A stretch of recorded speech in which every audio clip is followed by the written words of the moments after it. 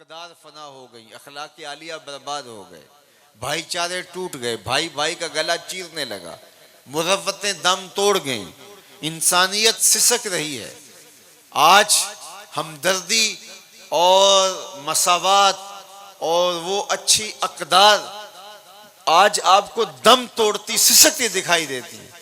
हर शय नीचे गई है, लेकिन आपने देखा होगा जिक्र रसूल ऊपर गया है। क्यों? इसलिए कि अज़कार को जो अकदार थी, अखलाक थे, अच्छे आमाल थे, इनको बाकी रखना हमारा ज़ुम्मा था। हम निभा नहीं सके और अकदार फना हो गई, लेकिन हुजूर का जिक्र ऊंचा रखना ये रब का ज़ुम्मा करम था और उसने निभाया। और शरक से लेकर गरब तक मेरे महबूब का नाम ही झूल रहा है। और रबीउल अव्वल का मौसम जो ही जलवागर होता है तो ये लो और ज़्यादा तेज़ हो जाती है और गली गली हुजूर के नाम, हुजूर के ज़िक्र का चरागां अहले ईमान करते हैं। तो सो आज भी आप इसी मकसद के लिए बैठे हैं और अपने आका व मौला के हुजूर अपनी अकीदतों का खिराज पेश करने के लिए, अपनी मोहब्बतों का नजराना पेश करने के लिए। इसलिए कि हुजूर की सूरत में अल्लाह ने हमारे ऊपर इनाम किया कि ये नेमत उज़्मा अता की। अगर हुजूर जलवागर ना होते तो भटकी हुई इंसानियत जिन अंधेरों में और जिन जुल्मतों में अपने आप को जो है वो डाल चुकी थी, तो ये भटका हुआ काफिला आज कहाँ लुढ़क के जा चुका होता अगर मेरे हुजूर तशरीफ ना लाते। अल्लाह ने कुरान मजीद में फरमाया, तुम जहन्नम के किनारे पे पहुंच चुके थे और एक लग़्ज़श पा की देर थी कि तुम जहन्नम का ईंधन बन जाते। शुक्रिया अदा करो कि मेरी रहमत आई, मेरा करम तुम्हारे ऊपर नाजिल हुआ और मेरी नेमत बसूरत मोहम्मद अरबी सल्लल्लाहु अलैहि वसल्लम तुम्हें नसीब हुई और उसने तुम्हें जहन्नम से निकाल कर जन्नत की राहों पे डाल दिया। मुझे बताइए कि बाप अपने हाथों से अपनी बेटी को जिंदा दरगोर करता है और इस पे फख्र भी करता है। बदकिस्मती यह है कि सफ़ाक मुआशरा उसे दाद भी देता है कि तूने अपनी आबरू बचा ली है। एक ये सफ़ाकाना अमल वो कर गुजरता है और उसको उसका दिल नहीं पसीजता। दूसरा, इस जुर्म के बाद उसको पछतावा नहीं होता, इस पे वो फख्र कर रहा होता है। और तीसरा, वो मुआशरा भी उसे दाद दे रहा होता है कि तूने अपनी इज्जत बचा ली।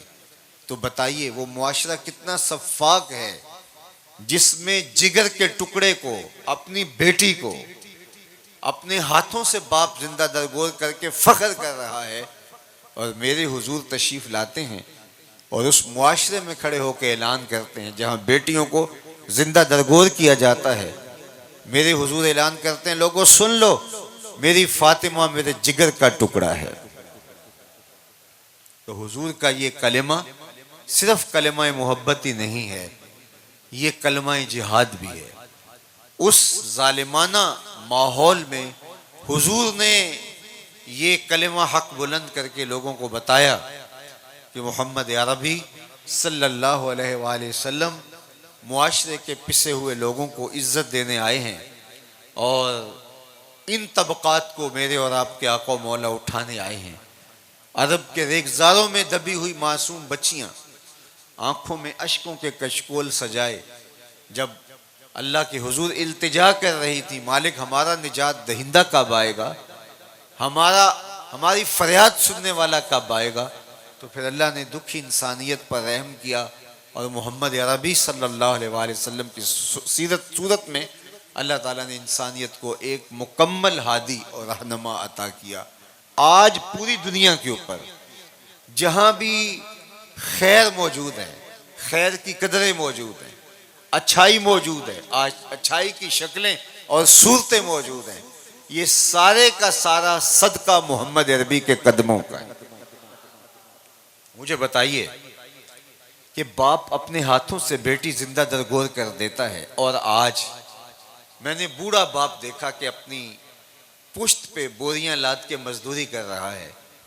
तो उसे जब पूछा जाता है कि जनाब इस उम्र में मजदूरी छोड़ क्यों नहीं देते, तो वो कहता है जनाब मेरी एक बेटी रहती है जिसकी मैंने शादी करनी है। ये बाप तो जिंदा दरगोर करता था और आज ये अपनी झुकी हुई कमर पे बोरियां लाद के मजदूरी कर रहा है।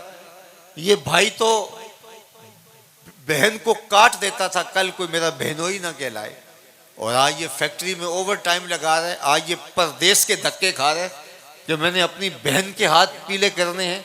तो इस भाई के कलेजे में बहन का प्यार किसने रखा, इस बाप के दिल में बेटी की मोहब्बत किसने डाली? तो जवाब आएगा मिलाद वाले रसूल ने, सल्लल्लाहु। तो सारी जिंदगी भी उनके नाम के कसीदे पढ़ते रहें, हक के शुक्र फिर भी अदा न हो। ये एक दोपहर का मिलाद क्या, एक दिन का जुलूस क्या, एक शब की नातखानी क्या, एक दिन के नवाफिल क्या, एक दिन का सदका और खैरात हुजूर के नाम पे क्या, सारी जिंदगी भी हुजूर के नाम पे लगा दें तो हक के शुक्र फिर भी अदा न हो। आज रिश्तों को जो तकद्दुस नसीब हुआ है ये मिलाद वाले रसूल के सदके से नसीब हुआ। आप कुरान पढ़िए तो आपको मिलेगा कि ये अपने हाथों से जिंदा दरगोर कर देते थे बेटियों को। अब ये मुआशरा इतना सफाक हो गया है कि अपने हाथों से बेटियां जिंदा दरगोर कर देता है और यतीमों को धक्के देते हैं। कुरान ने कहा ना, फ़ज़ालिकल्लज़ी यदउल यतीम, ये वो बदबख्त शख्स है जो यतीम को धक्के देता है। तो यतीम को अमलन धक्के दिया करते थे। इनका ख्याल ये था कि यतीम मनहूस होता है और वो उसको अपने बेटों के साथ बैठने नहीं देते थे कि ये नहूसत हमारे बेटों में न धर आए। यतीम को खाना तो बाज़-औक़ात खिला देते थे, लेकिन यतीम की तकरीम नहीं करते थे और उसको इज्जत नहीं देते थे, उसकी इज्जत नफ्स का ख्याल नहीं रखते थे। लेकिन ये मेरे हुजूर थे जिसने फरमाया मैं और यतीम की कफालत करने वाला क़यामत के दिन इस तरह नेड़े होंगे जिस तरह ये दो उंगलियां करीब। यतीम की कफालत करने वाला अल्लाह की रहमतों का हकदार बनता है।